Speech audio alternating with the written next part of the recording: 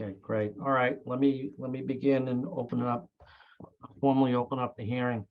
Good evening, ladies and gentlemen. My name is Frank O'Brien, and this hearing this evening of the Milton Zoning Board of Appeals is regarding the application for a comprehensive permit relative to the premises located at 936 Brush Hill Road. I'll be acting as chair for this hearing. Joining me this evening, my fellow board members, Nick Gray and Jeffrey Mullen. This is the 12th substantive evidentiary hearing in this process, and it is my hope that this will be the concluding evidentiary hearing this evening, and that upon the conclusion of the hearing, we will begin to develop the process for the board's deliberations. So at this point, I want to note that there are now approximately 60 or so. I'm just opening it up right now, 60 or so submissions that have been made relative to this application. And as has been the custom in the past, I'm just going to note that there have been several additional submissions that have been sent to the board since the last hearing on September 9th. The primarily are comments from the applicant with an accompanying memo, as well as some additional comments by Mr. Reardon. The comments by the applicant included an additional memo concerning the sightline issue, as well as comments concerning the planning board comments and comments submitted by Mr. Galvin at the last meeting. I'd also note that earlier today, the board was in receipt of an additional email from Ms. Lori McIntosh, who is an abutter of the project and who has been an active participant in this hearing. Crystal, is Ms. McIntosh in the attendee list this evening? Yes, she is. Okay. At the appropriate time, Ms. McIntosh, I'm going to give you an opportunity to provide whatever comments you may wish to make relative to your submission or any other issue relative to the project. So I just wanted to give you a heads up relative to that. In terms of the agenda, the dance card for this evening, if you will, I'm going to give Mr. Schomer an opportunity to summarize the comments that he has submitted to the board that are in response to some of the materials that were talked about during the course of the last meeting. I'm going to ask Mr. Reardon to then talk about his sightlines memo. My intention would then, if Mr. Sawinski is on, I don't see, there he is. I see Mr. Sawinski. I'm going to ask Mr. Sawinski to talk a little bit about the scenic road issue that Mr. Mullen raised at the last meeting. And then I'm going to give Mr. Galvin an opportunity to comment. And then once Mr. Galvin finishes, it'll be my intention to open up the hearing to any additional general comments, Ms. McIntosh and others. Then at that point in time, assuming that if Mr. Galvin or Mr. Schomer have anything that they'd like to say in summary, it would be my hope and desire to close the evidentiary portion of the hearing at that particular point in time. Does anybody have any questions or comments relative to that agenda? Okay, hearing none. And with that, Mr. Schomer, I'm going to ask you to begin by summarizing your latest submissions, please. Certainly. Thank you, Mr. Chair. For the record, Attorney Jesse Schomer representing the applicant in this matter. With me here tonight, Mr. Chair, are members of my development team, including Tim Loranger of Embark Architects, project architect, Aaron Hosseini Fitch of Verdant Landscape Design, our landscape architect. I misspoke previously, Mr. Chair. We have one late joiner tonight. That'll be Phil Cordero from Allen and Major. So, Crystal, if you see his name pop up in the attendees, I'd ask if you could just let him in case any questions come up on the civil side. And also present tonight, Mr. Chair, are my clients, Jacob and Joe Temposi, as well as our traffic engineer, Bob Michaud, and Dan Dumay from MDM Transportation. As you mentioned, Mr. Chair, since we were last before you, we filed two additional submissions last Thursday, I believe it was. Primarily, the main point of interest was the memorandum from MDM Transportation addressing the issue of sightlines from the project driveway on Brush Hill Road. And Bob is available to summarize his remarks at the appropriate time. My letter, Mr. Chair, was intended primarily for record purpose, just to note our receipt of the comments of the planning board and the correspondence from Attorney Galvin with respect to proposed conditions, and the planning board had a number of remarks regarding the design of the building and the site layout. But primarily that letter was just for record to note that we're in receipt of those. We acknowledge them. We appreciate the feedback from the planning board and from Attorney Galvin and his clients.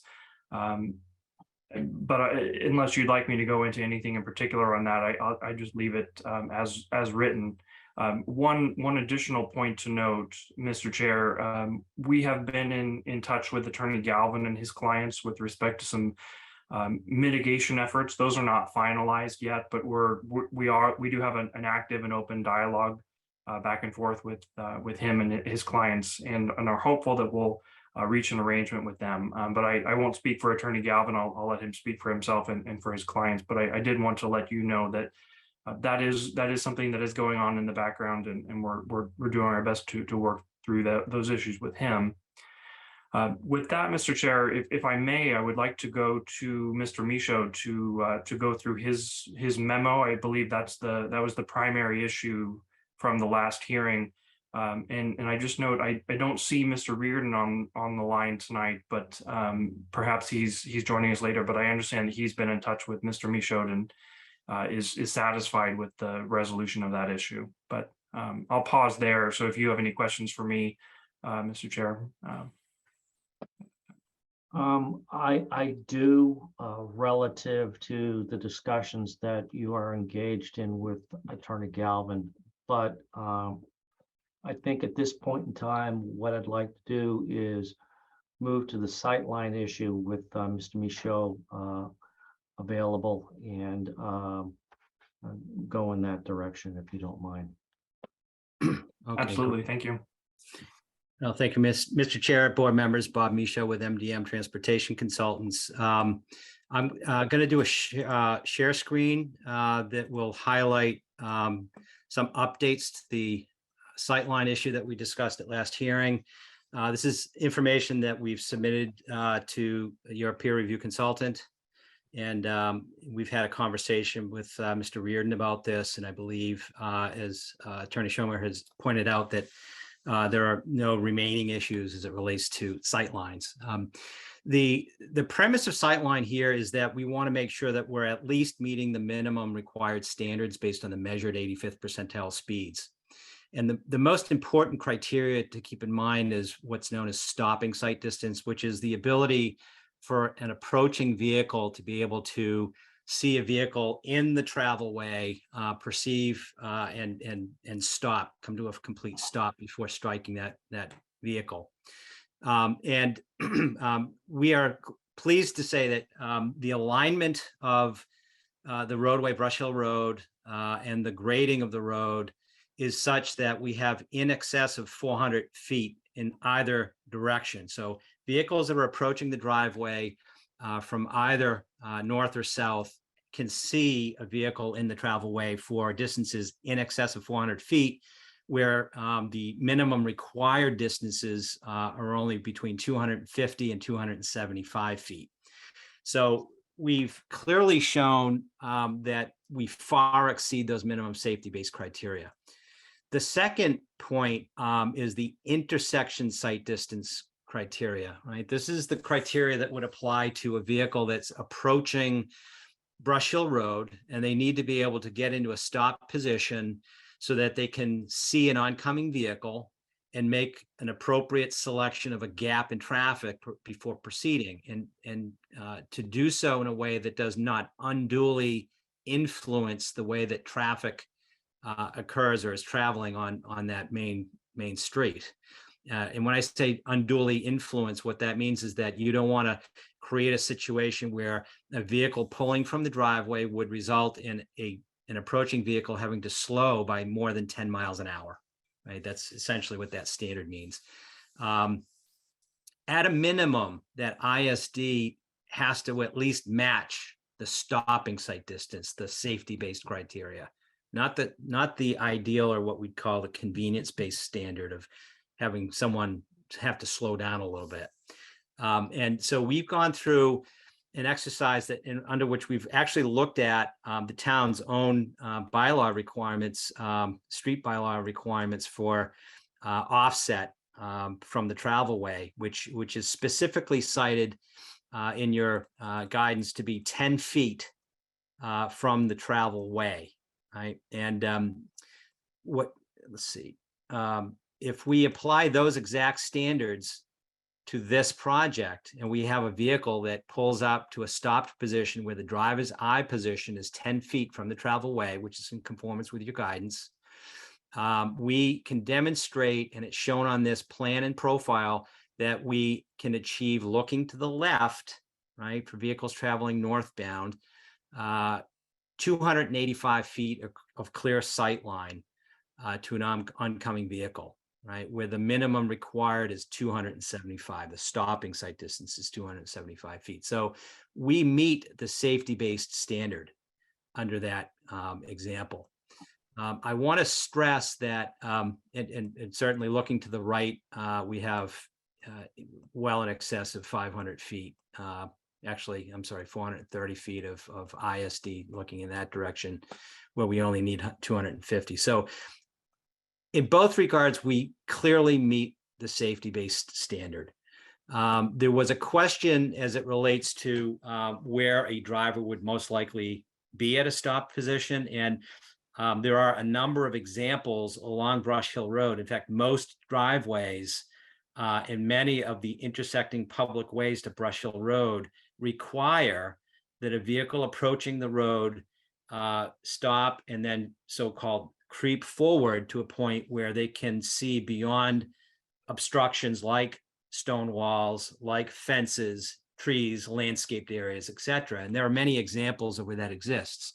In fact, just north of here at Woodmere Drive, which is within a quarter mile of the site to the north, that exact circumstance can be observed, right? If board members are familiar with that, we can certainly look at it on an aerial diagram to refresh your memory, but it's not uncommon for that scenario to take place along most of the driveways and many of the intersecting public ways. So this is not something that's unique to this particular driveway, but we are at least in a position to represent to the board that we meet the setback requirement of 10 feet from travel way, and at that point can clearly meet the stopping sight distance criteria and the minimum ISD criteria as a result. And all of that's demonstrated on these diagrams. We did take the time to better mark the presence of the stone wall feature, which is shown here in the blue double line. And you can see that the sight line from the driver's eye position goes along the face of that wall, does not extend behind the wall. And it's within that sightline triangle that vegetation is not present that would otherwise impede that sightline.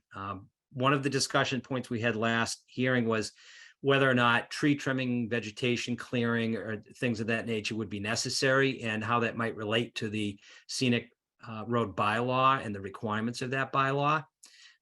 We are not in any way relying on the need to trim, remove, replace, or cut trees. We do not need to do that in this particular instance, where we're relying entirely on a sightline measurement that's taken in front of the stone wall. The only plantings, trees, or other features that that exist along that sightline looking left would be the wall itself and trees and plantings that are located behind the wall on private property. So I think that becomes a moot point, and it does not necessarily relate to the need of this particular project. With that, I will also point out, and this is a suggestion from peer review, and we think it's a good one. The travel speeds on Brush Hill Road are higher than they should be. Pure and simple, between 36 and 38 miles an hour. We think it prudent that a driver speed feedback sign be placed in the northbound travel direction that would indicate to oncoming vehicles their actual speed. Those types of devices have been proven to be very effective in reducing the 85th percentile travel speeds, in that they inform the driver of how fast they're actually traveling relative to the regulatory speed limit. And the placement of that just to the south of the driveway to alert northbound travel, the 38 mile an hour standard that we've measured, that they may be going faster than they should, we think is a good idea. And I think the proponent is willing to do that as yet another measure to reinforce safety along the corridor, not only to the benefit of their own project, but the other driveways and intersecting ways that exist in that area generally. Mr. Michoud, for the visual learners of us, could you just take your cursor and just indicate the rough area where that sort of driver feedback Sure. sign would be? Yeah, I would think that you'd want to place it somewhere in the vicinity of where this vehicle is shown here, right? And that would be from relative to where the driveway is, roughly about 300 feet distant of the driveway. And that would allow the visibility of the sign several hundred feet in advance of that. So at least 600 feet before the driveway itself. And that would provide enough advanced information to a motorist so that they can begin to meter their speed as they approach this area generally. The specific location of that and the placement would be coordinated, of course, with your Public Works Department.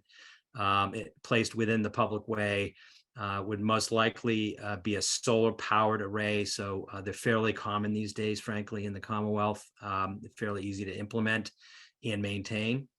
But we would certainly look to coordinate the exact placement with Public Works to make sure that it met their standards and expectations. Thank you, Mr. Michoud. Have you completed your presentation? Yes, I have. Okay, thank you. Yep. So before I open it up to questions from members of the panel, I just want to note that Mr. Reardon is traveling this evening, and he was going to make an attempt to be on the hearing from his location, but he did provide an email to the board, which is included in the materials that are on the website. In this email, which was addressed to Mr. Sawinski, I think it's brief enough to read. Tim, I had a chance to review this information. It does a good job of addressing. By this information, I'm referring to Mr. Michoud's letter, which he just summarized his presentation. It does a good job addressing our concern related to site distance, and particularly when considering the offer to install speed feedback / monitoring signs. As the memo indicates, the signs have proven effective at reducing speeds and is an appropriate way to address any concerns as to how little room they have between the required provided site distances. At this point, all our significant technical concerns have been addressed, and I plan to provide a letter to that effect with recommendations for conditions that address any minor outstanding items early next week. So I thank Mr. Reardon. The board thanks Mr. Reardon for providing that comment. At this point in time, I'd like to provide an opportunity for Mr. Galvin if he wishes to make any additional comments relative to Mr. Mashu's presentation and letter. I don't really have anything to add from what I previously said in prior meetings.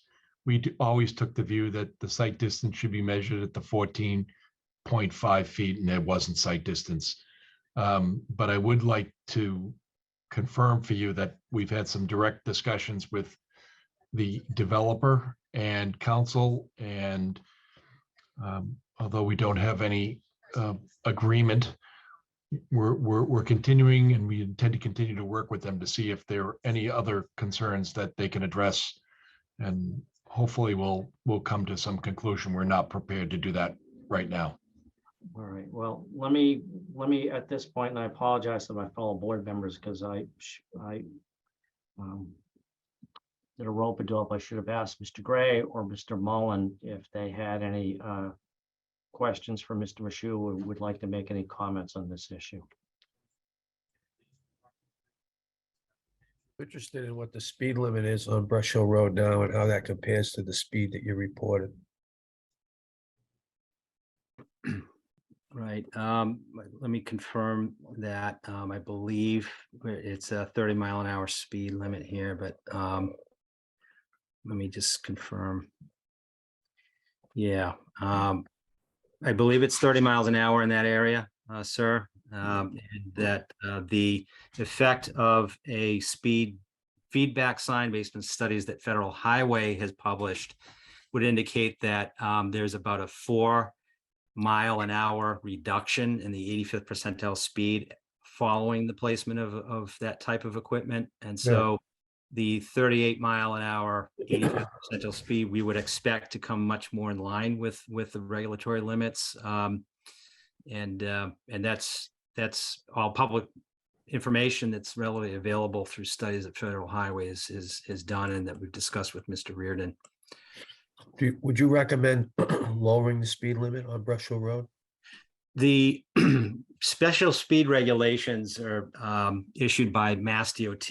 Although the roadway itself is under local jurisdiction, speed limits are established through MassDOT, and they're subject to a very rigorous protocol that has to do with measurement of actual speeds, 85th percentile speeds. A very common question is exactly what you're asking, and that is, wouldn't it be nice to take the speed limit and bump it down by 5 miles an hour or so, maybe even more? For better or for worse, the protocols that Mass DOT uses to establish those speed limits would not allow for the arbitrary reduction in speed that would have to be demonstrated to be compliant with the 85th percentile measured speed. I know it sounds counterintuitive, but that's how the system works. So what could be done, and what we have done in other communities, is to place speed advisory signs, which are not subject to Mass DOT review or approval, right? And those speed advisory signs would be placed in circumstances where there are limited sight lines, which wouldn't necessarily apply to our driveway per se, but there are many driveways and intersections along Brush Hill Road that do have limited sight distance, and that would serve as a justification for the placement of a speed advisory sign, which looks like a speed sign, but it's a yellow back instead of a white back sign. And those can be effective in at least alerting motorists that they should be traveling at lower speeds. So that's the plan B, if you will, to getting a special speed regulation formally, is to place those types of signs. Yeah, I was referring to the 2016 legislation regarding cooperation with MassDOT for municipalities seeking to lower speed limits to 25 miles an hour. Oh, yeah. Yes, that's a good point. There is a blanket regulation that, if adopted by a community, would have the regulatory limits established at 25 miles an hour unless otherwise posted. Right. So my question is whether or not you think this would qualify for a lower speed limit under that process. I think it would need to be taken on as a community. Understood. Yeah. Understood. Yeah, but what's your opinion? I think it's a good idea. Yeah. I think it's a great idea. I think, anytime you can reinforce a lower speed, they've just done that in Framingham where I live. And, as you're coming into town, there's a clear demarcation of 25 miles an hour unless otherwise posted. Yeah. And it has had an effect. Yeah, I don't, okay, so, I have one more question for you and then I have a question for for Mr. Zawinski. Why only on the northbound side? The speeds in the southbound travel direction are much more in line with the regulatory limits. And Until we lower the speed limit. well, yeah, I mean, you could certainly do that on the southbound side. If the board were to, and maybe you can't answer this, but if the board were to request the applicant to put a sign on both sides of the road in the appropriate location, proximate to the site, would that be something the applicant would do? I deferred to Mr. Tamposi, who's on the call. Fair enough. We'll just consider the question asked and Yeah. we can return to that at the appropriate time. Sure. Thank you. Fair question. Tim, we may just probably take this offline, but this is pretty consistent with the speed issues that we've talked about elsewhere. I wonder if this might not be a time to work with MassDOT on that 2016 legislation. I agree.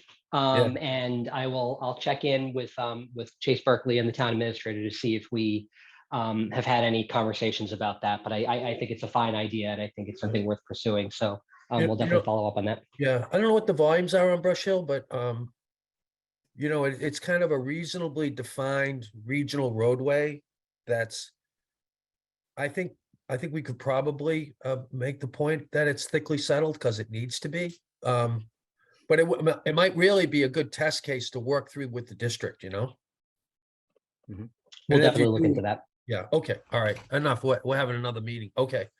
All right, I don't have any further questions, Mr. Chairman. Thank you. Thank you, Mr. Mullen. Mr. Gray.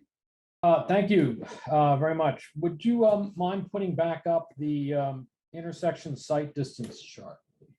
If you can share your screen. that'd be- Yeah.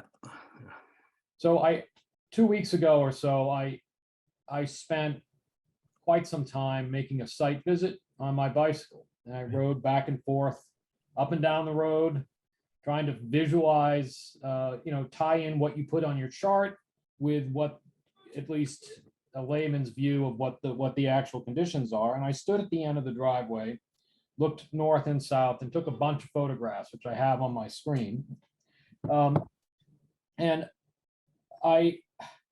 so that I can help understand what I'm looking at and match that up with what you've got on your drawing. There's currently at the end of the driveway a lamp post, a white lamp post. Is that shown on the chart anywhere?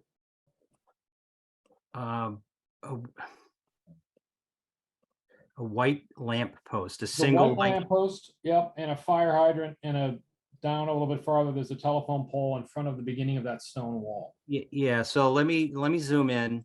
Yep. All right, and you'll see that this is the utility pole that you're mentioning, right? Yep. There's the driveway for the university right here. You see the two square features right here, are the two The stone, granite things. the granite pillars, if you Yep. will. Okay, Correct. that works. Yep. And these are all grade lines that are shown, but the Yep. post that you're talking about, I'm not familiar with that. There's another Um, utility pole It- right here to the right. You may have taken it out because it's not going to be part of the new plan, right? This is Right. based on the new configuration. So, Okay. all right. Is the telephone pole then, well, according to your diagram, if you're 11 feet back from the travel portion of the site of the roadway, Mhm. that telephone pole is not in the sight line. Well, not in the Like- stopping sight line, no, Okay. not in the stopping sight distance sight line, but if you were looking from the stop position, let me go over to that diagram for a minute. The Yeah, pole is that's- it's forward of it's within the area of the sightline triangle, but it's not an obstruction to the sight line itself. Okay, so that lines up perfectly with where I was standing.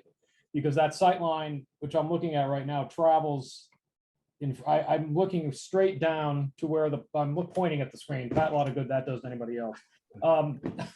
To where the concrete pillar is at the end of the driveway.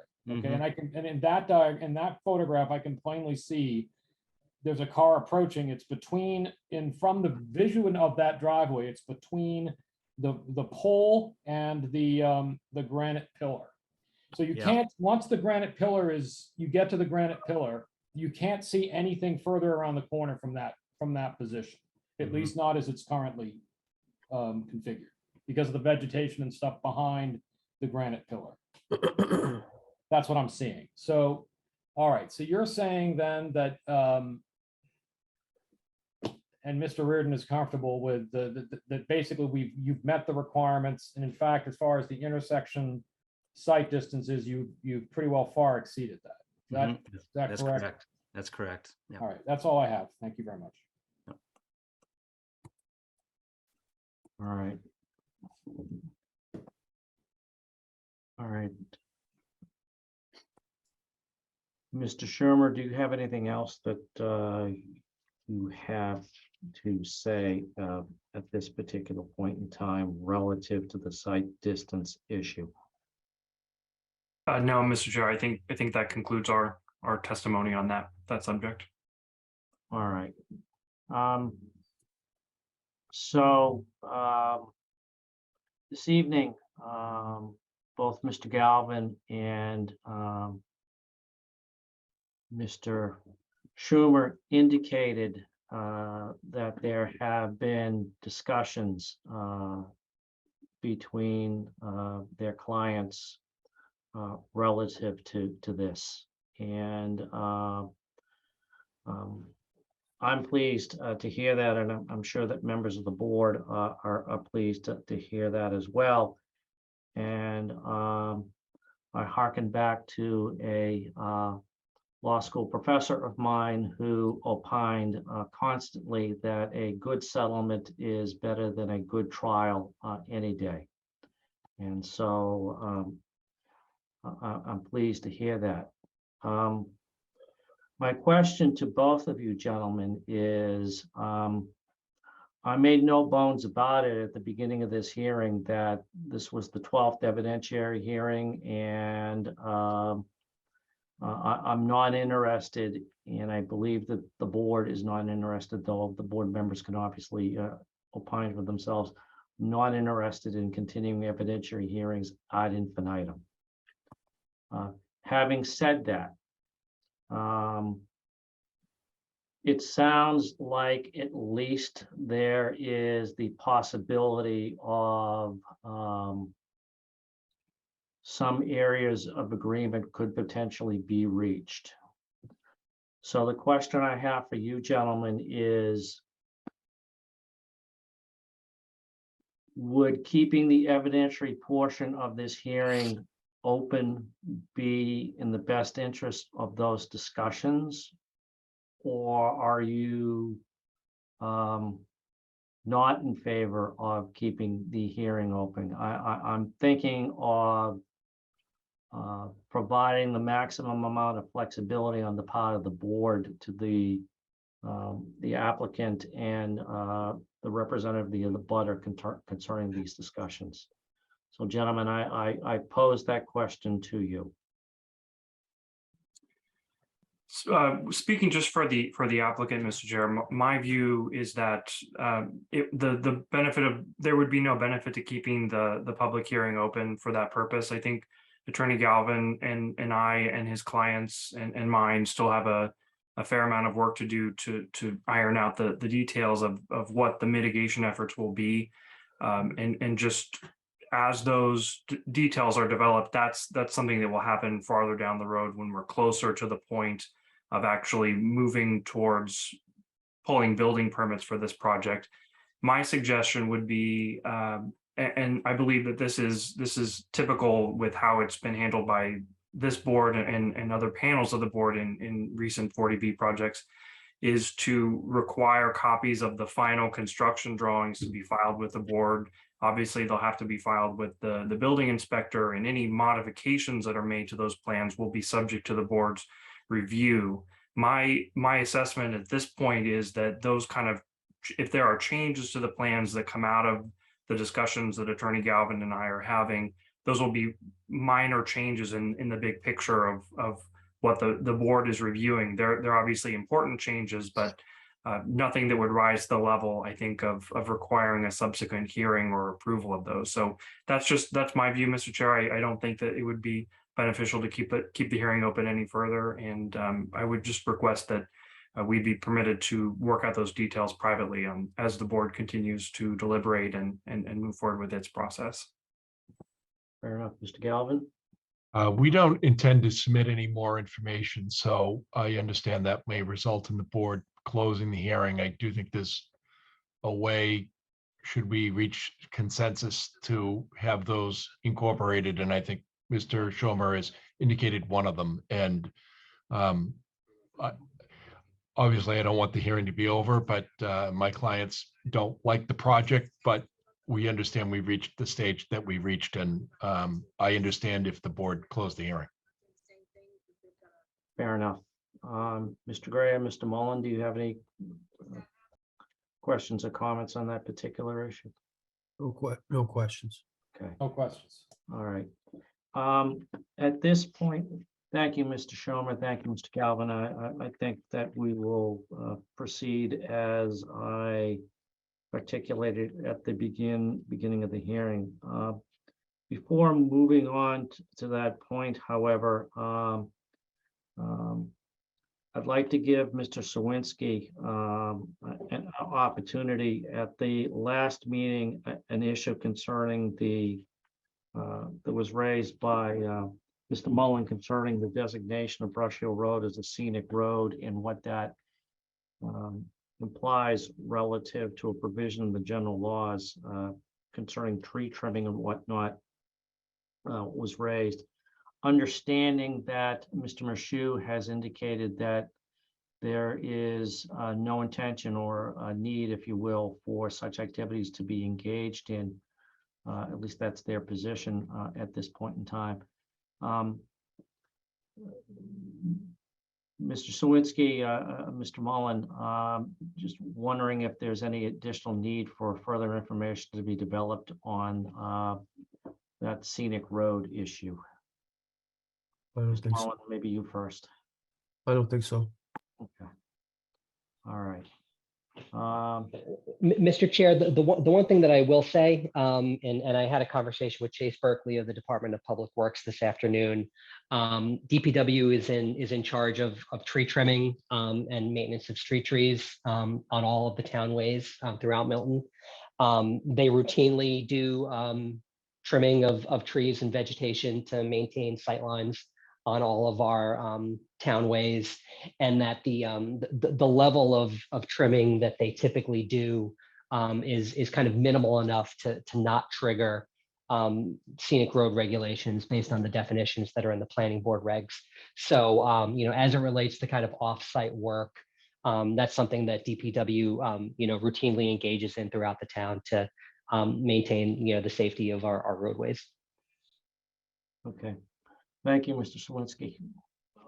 All right, at this point in time, what I'd like to do is I'd like to open up to general comments from members of the public who may be attending the hearing. And in particular, what I'd like to do is invite Ms. Lori McIntosh to comment first, simply because Ms. McIntosh has been an active participant in these hearings and has also provided the board with several emails which raise a number of issues. So out of a courtesy, I've given her attention to detail. I'd like to provide Ms. McIntosh an opportunity, should she desire it, to address any of those comments. So, Ms. McIntosh. Thank you. I think I just unmuted myself. Can you hear me? Yes, I can. Thank you, Yes. and thank you for your submissions, and welcome back to the Board of Appeals. Thank you. Thank you very much.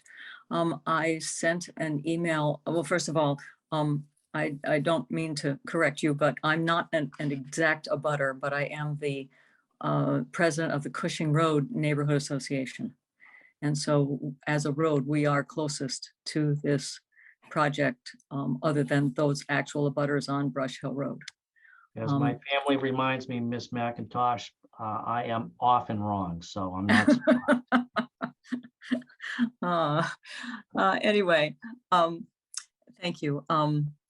I did raise some issues that actually have been repeatedly raised in emails and in discussions for several months on end.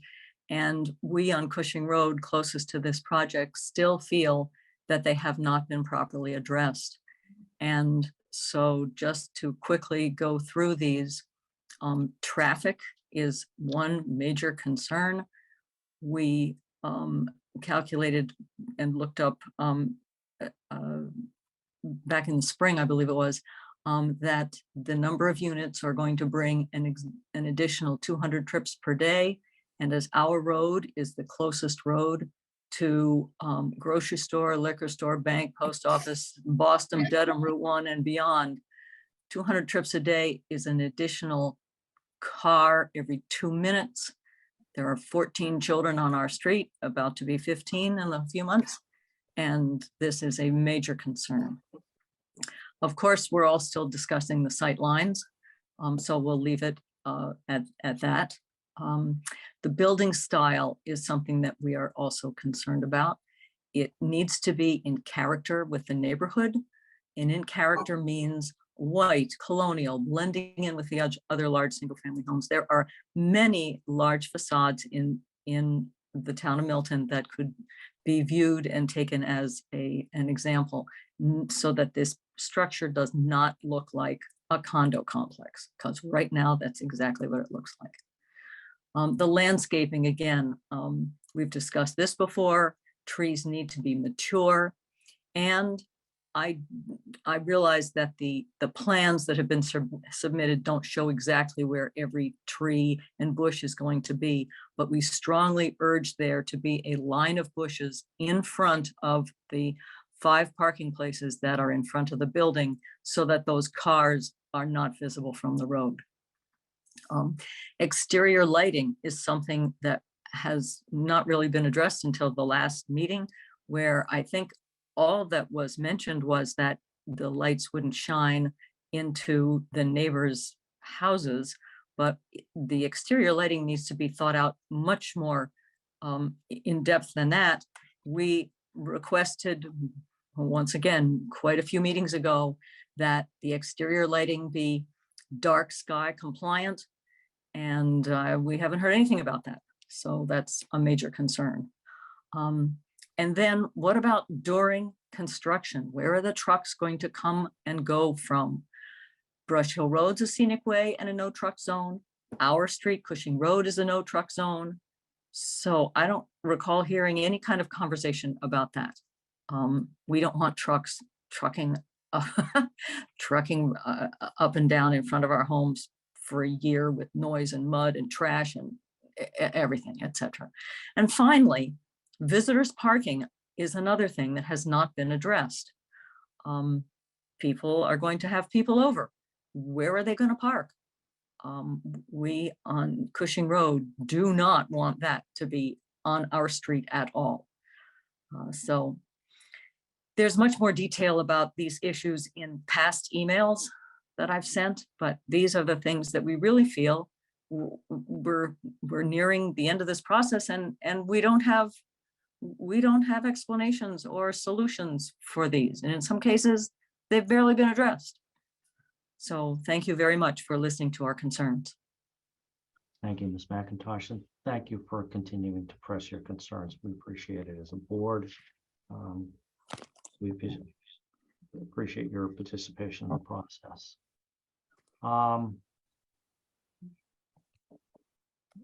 Crystal, are there any other members of the public? Sorry, Mr. Chair, Oh, I'm sorry, Mr. Mullen. I didn't see your hand raised. Please. can I ask a question about the data that Ms. McIntosh presented? Yes. Am I still muted? No. So you said there were 200 trips per day that were being added by the project? Yes, this goes back to an email that I originally sent on February 1st, 2022.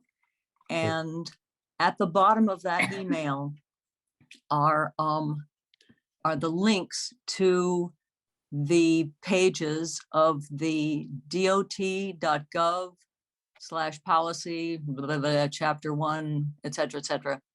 So the first footnote is for those statistics, and the second footnote in that email is for the dark sky information. So that's, yeah, February 1st of 2022. 200 per day. Yes, that's trips. So that's actually 400 because that's going out and then coming back. Right, but then did you say it was 2 per minute? Yes, and I used the normal day that I used to calculate that rather than, 24 hours in a day. So one car every 2 minutes. Did you say 2 per minute? It's the other way around. It's one car every 2 minutes. And it says here, I'll just read the sentence that I wrote from the email in February. It said average US household car trips per day equals 10. It was actually like 9.8, but 10 times 2 for going and returning equals 20 car passes per day up and down, Cushing Road or wherever, but we're the fastest route to everywhere. Therefore, 20 apartments times 20 passes equals 400 additional car rides per day. The overwhelming majority, which would be up and down Cushing Road, which equals an additional non-resident car every 2 minutes, in addition to the non-resident traffic we already deal with. Add to that additional deliveries by Amazon, USPS, Uber Eats, Globe Delivery, et cetera, et cetera. Okay, all right, I think we've got traffic, a traffic study that's been submitted as part of the package application, correct? Mr. Schumer? Yes, that's correct, Mr. And Mullen. how does Ms. McIntosh's extrapolated data match up with the traffic study that was done? I'll defer on that to Mr. Michaud. He'll be able to explain it much better than I possibly could. Thank you. Sure. Thank I agree you. with that. I agree with that. The traffic report, which was subject to peer review, relies on industry standard and Mass DOT approved, in fact, required methods to estimate traffic. And that's based on a manual called the Institute of Transportation Engineers Trip Generation Manual, ITE Trip Generation. Those trip rates are regularly updated to reflect current trends for various uses, including residential. And when applied to this project at 20 units, results in a total two-way daily traffic volume of 146 vehicle trips in total. And those were corroborated through the peer review process. On an hourly basis, the number of trips using the same source information, ITE Trip Generation, the latest version of that would indicate between a total of 9 hourly vehicle trips during morning hours, commuter hours, and 11 total trips during evening hours, which would represent the equivalent of about 1 vehicle every 5 minutes going to or from the property. And when distributed on the roadway, because not all of those come from a single direction, about 2/3 of those volumes would come from the north and a third to the south. The number of trips that would be impacting any particular section of Brush Hill Road would be less than 100 additional two-way trips per day, and less than about 5 to 6 vehicle trips over the course of an entire hour, or 1 vehicle every 10 minutes. All of which has been subject to peer review, corroborated, and are consistent with current methodologies and accepted practice.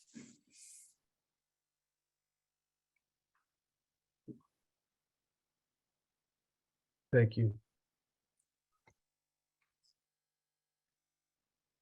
Any other questions or comments relative to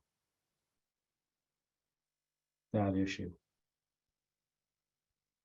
Ms. McIntosh, Just do you have anything you'd one like to add? question, Sorry. Oh, sorry, go Brian. ahead, Mr. I'm not excuse sure me, Ms. to whom to McIntosh. ask Mr. this Gray, go ahead. question, but maybe it's to Mr. Schomer, but to what extent is a zoning board of appeals authority in a 40B project to impose conditions?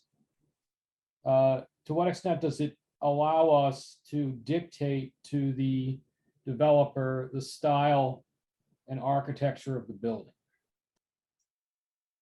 Well, I don't want to speak for town council or your advisor, your technical advisor, Judy Barrett. She'll be able to explain that issue further and probably more articulately than I could. But generally speaking, the authority of the board in imposing conditions is limited to situations where there are issues of local concern. And those typically are matters such as health and safety, environmental impacts, design as design issues, and I believe other just generally speaking other catch-all issues of local concern. The finding of the board in those instances has to be that the local concern issue outweighs the regional need for affordable housing. So that's part of the letter that I submitted for record with respect to the planning board's comments. Our view is that well, first of all, the project having been subjected to peer review on design questions and massing and issues such of that nature, it's our view that the project does meet the standards of the Chapter 40B guidelines with respect to design of projects, which are intended to guide the board in reviewing projects of this nature, which propose greater density than is typically allowed under local zoning. And the way that that's done is in several different ways, one of which is to provide complementary building styles and architectural styles and colors and things of that nature.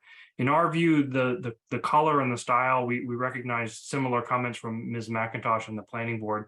Those are aesthetic questions. I think everyone here has different viewpoints regarding whether it should be a darker color or a lighter color, more modern, less modern, or what have you. In our view, that does not rise to the level of a local concern. That's my opinion personally. It's up to the board to make that decision. But I would just encourage you to speak further with Judy Barrett on that when you're in the process of deliberating. Thank you very much. That's very helpful. I had no further questions. Thank you, Mr. Gray. Ms. McIntosh, do you have anything you'd like to add at this point? No, thank you. Thank you. Ms. Rich, have any other members of the public indicated a desire to speak at this time? Yes. Hold on one second.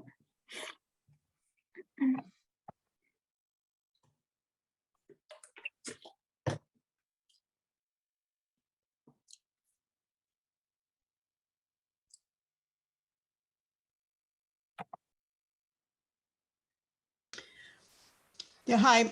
My name is Becky Simons. I live at 1053 Brush Hill Road, and I just want to comment on the 146 trips per day in a, pretty dense section of Brush Hill Road with Curry College and the other residences. And I think that really needs to be pretty thought out in terms of the traffic that adds.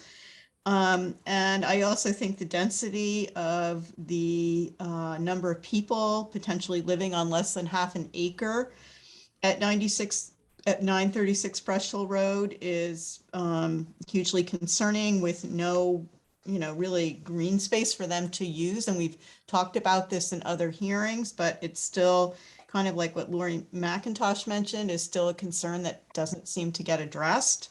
So that's a density versus land issue.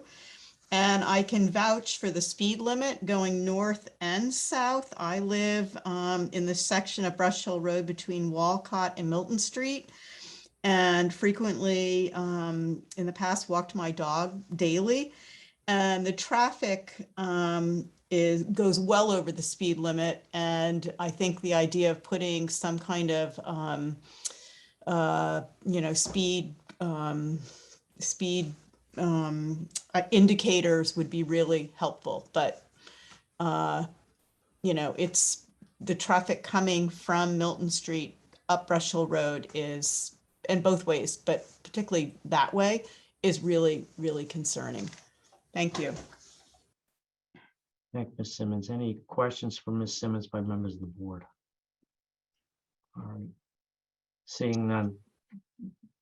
Thank you. Ms. Rich, is there anyone else? No, not at this time. Okay.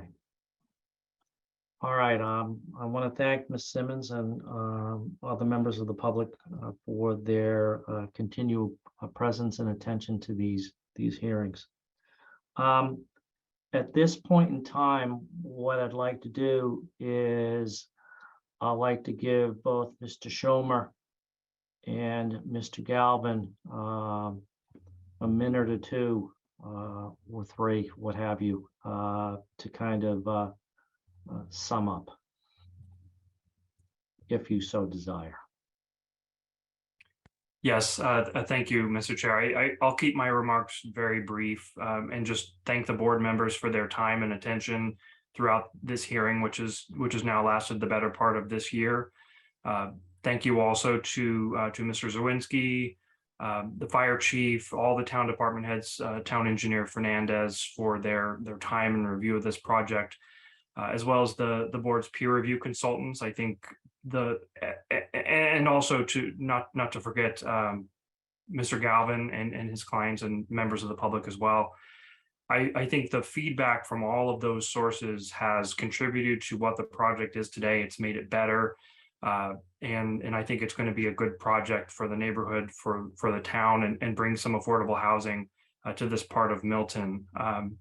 So as the board members know, that the project has developed over the course of the months that we've been before you. It's changed in a number of ways.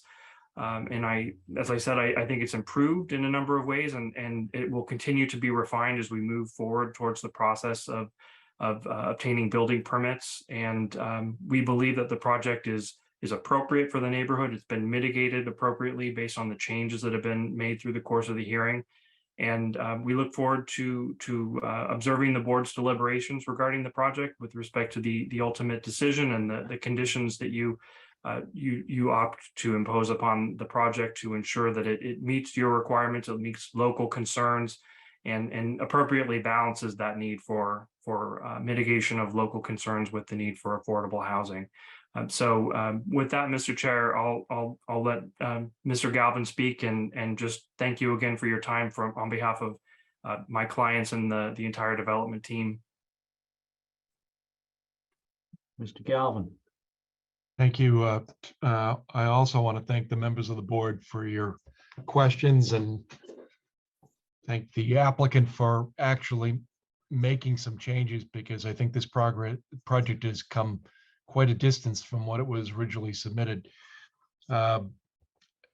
Notwithstanding that, I think my clients are generally not happy that this is the type of project that basically has come to their single family neighborhood, which is undoubtedly on the periphery of Curry College, but this lot seemed really more part of the neighborhood than maybe some others that the board has seen in other contexts.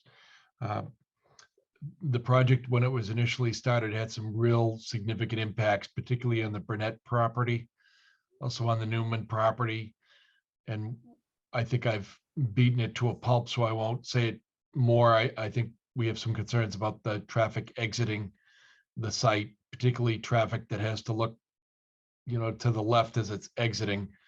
And I think if this was a typical project, I think you would see either a significant reduction in density of the project in order that you have a safe access, and certainly respect Mr. Michaud's opinions. He's an expert, but those standards are federal standards, and that's what we've typically looked at, and that remains a concern. As Mr. Schumer and I have talked about, we've had some very direct conversations regarding it. We've told them some things that we think that they can do to improve the impacts on my clients. And I'm optimistic that those discussions will continue, and they have been good faith discussions.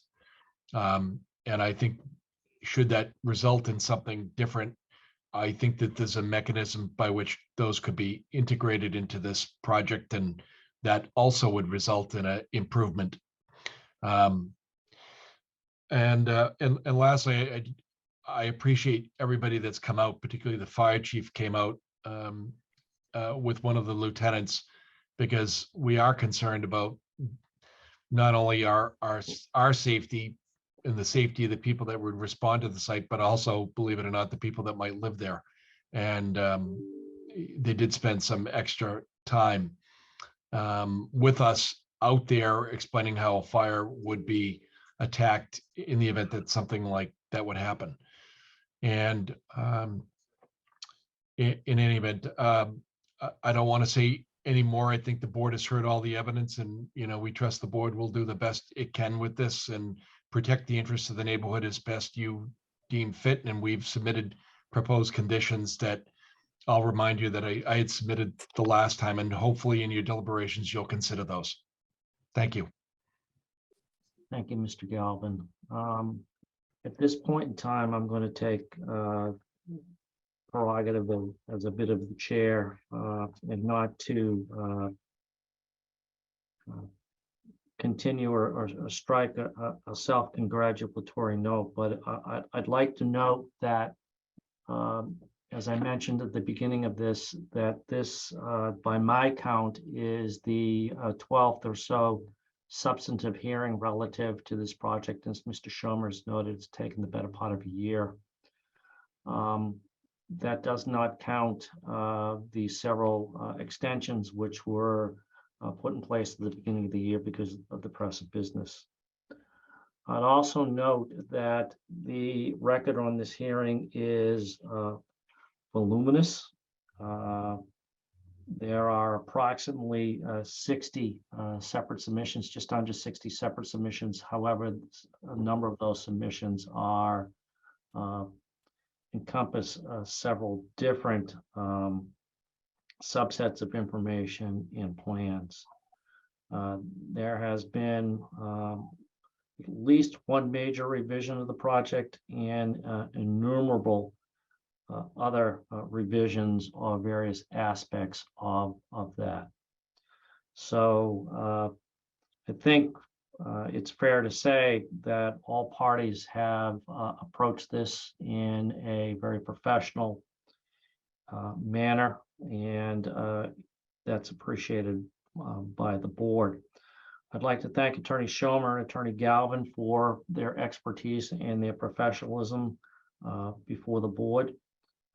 We've benefited from your expertise and from your advocacy on behalf of your clients.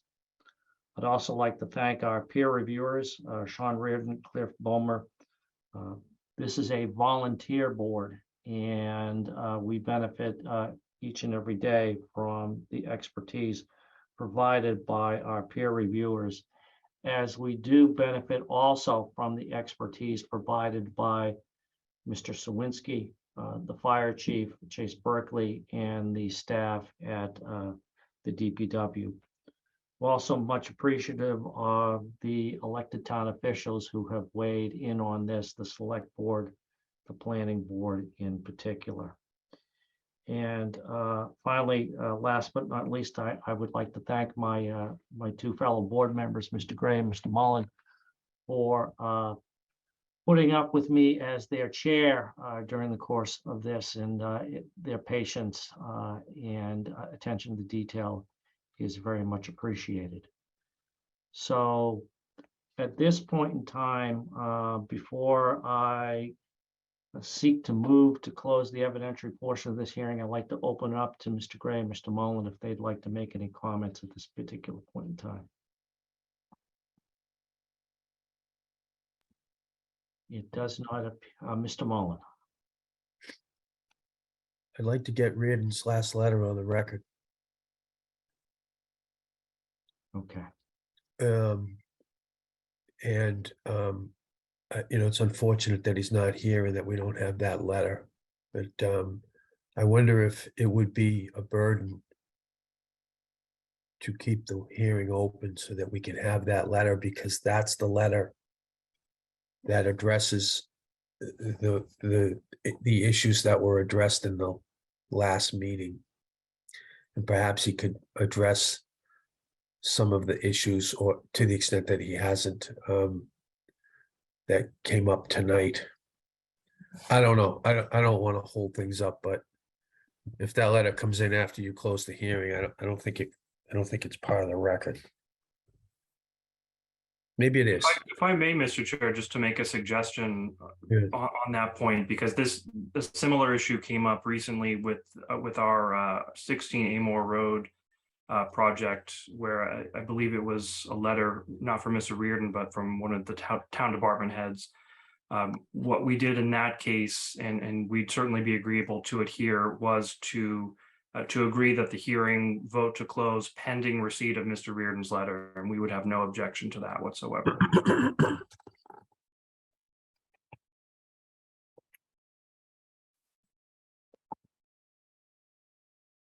Mr. Mullin, is that acceptable? I'll yield to the chair. I'd like to hear from Mr. Gray. I think on that last point, that's Mr. Schomer's suggestion seems like a reasonable one. If it's, if it's something that's within, if the chair feels that it's okay as well, I would be certainly willing to support that approach. All right, I'm of a mind to close the hearing pending the receipt of a letter from Mr. Reardon on the issues so noted. Mr. Galvin, is there any objection from you, sir? No objection. Thank you. So seeing that there's no objection, would a motion at this particular time be in order to close the evidentiary portion of the hearing, and would a member of the board like to make such a motion? So moved. Motion has been moved. Is there a second? Yeah, second. All those in favor of closing the evidentiary portion of this hearing, please signify by saying aye. Aye. Aye. So the evidentiary portion of this hearing is closed. But for members of the public, this does not mean that the board's work is done, because now we move into the deliberation phase of this. And in keeping with the board's longstanding practice, as well as with the provisions of the state's open meeting law, the board will now proceed to begin to discuss this issue in open session, and will begin its work in that regard. At the appropriate time during the course of this, there will be a vote taken on whether to grant the relief that has been sought. However, there's a fair amount of work that needs to be done between the close of the evidentiary portion of the hearing, and which has just occurred, and a vote on the part of the board. So all of that will be taken. There are a number of issues that will need to be addressed, conditions and whatnot, which will need to be discussed. Typically, what happens during the course of this particular portion is that the board does not receive additional testimony or additional evidence, if you will, from the applicant or others or members of the public. However, the board does receive information from its technical experts, as well as information that may be related to specific issues that come up during the course of the board's deliberations. And the board would solicit that information from the appropriate sources. So it's not a process where you're going to see people testifying. However, you will see on occasion the board asking a question and the board receiving information. So Mr. Mullen, having chaired a hearing like this before, have I articulated that process correctly? Yes.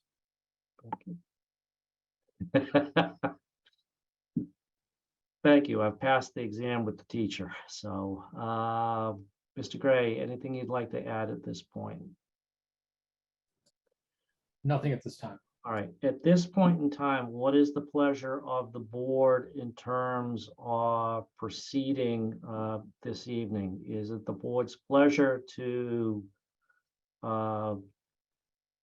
have a general discussion of things, or is it the board's pleasure at this point in time to take individual counsel, review the record and materials, and set a date for the beginning of public deliberations on the part of the board? Mr. Mullen? I'd rather do the latter, because I want to see Rand's letter. Okay, fair enough. Mr. Gray? I can go along with that.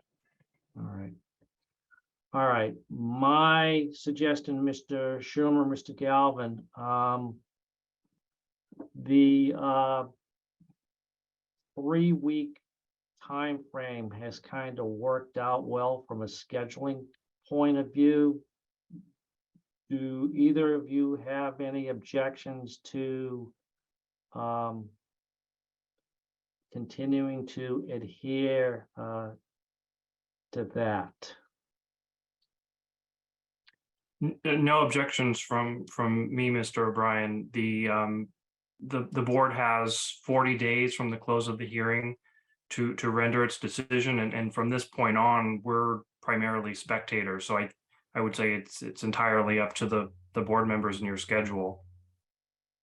So what I'd like to, so this is the reason for my thinking on the 30 days, 30 days, I'm sorry, the 3 weeks. I'd like to get the written letter. I'm having some minor surgery, so I'm going to be out of the down from the count for a little bit. So nothing problematic, but I am mindful. I am mindful of that as well. Honestly, I don't know how we've escaped with anybody having been in a car accident or a COVID or something like that, but life is catching up to some of us. So that's one of the primary reasons why I suggest adhering to the 3-week thing at this particular point in time. If that, with the understanding that during the course of that, would get the written letter in, the record would be buttoned up, would probably have some conversations in terms of some of the logistics in terms of the materials and whatnot, and be in a position where we can hit the ground running relative to deliberations 3 weeks out, which by my count is 20th October. 20th of October.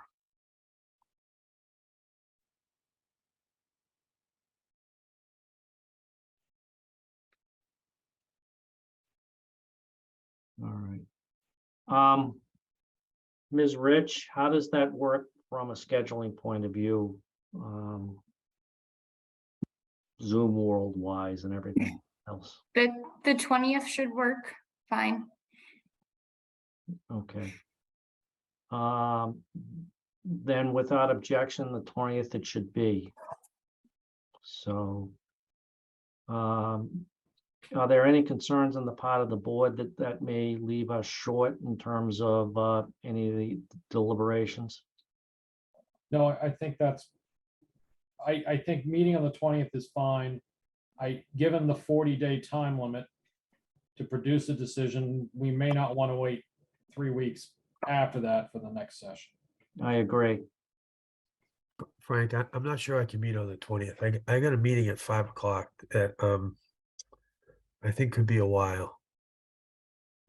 I'm good. I'm good that week, so I could basically do it any day that week. So I just picked the 20th because it's the 3 weeks, but the week of the 17th would be a target date. I could do it on the 19th. Yep, the 19th works. That's opened if you want to do that. That I have an event that night, but I think it should be over by 7. We can move it to 7:30 if that would be helpful. That would help if it's not too late for the other of you two, both of you rather. It's not too late for me because I live for the Board of Appeals. Might give Mr. Mullen more time to cycle home in the dark from. No, not doing it. I went by your house at 6:20 tonight. I was hustling to get in here before Yeah, you were turning moving. into a vampire. The 19th would be okay. So why don't we set, Miss Rich, why don't we set the 19th at 7:30? Okay. Okay. So, Sounds so this hearing is recessed.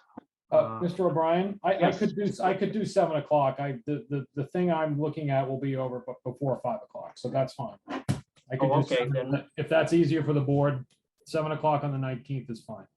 7 o'clock. Well, why don't we make it at 7 o'clock on the 19th? So. Okay. So with that, once again, I'd like to thank everyone for participating this evening. And this hearing will stand in recess until October 19th at 7 p.m. Thanks, everybody. Good evening, all. Thank you. Good night.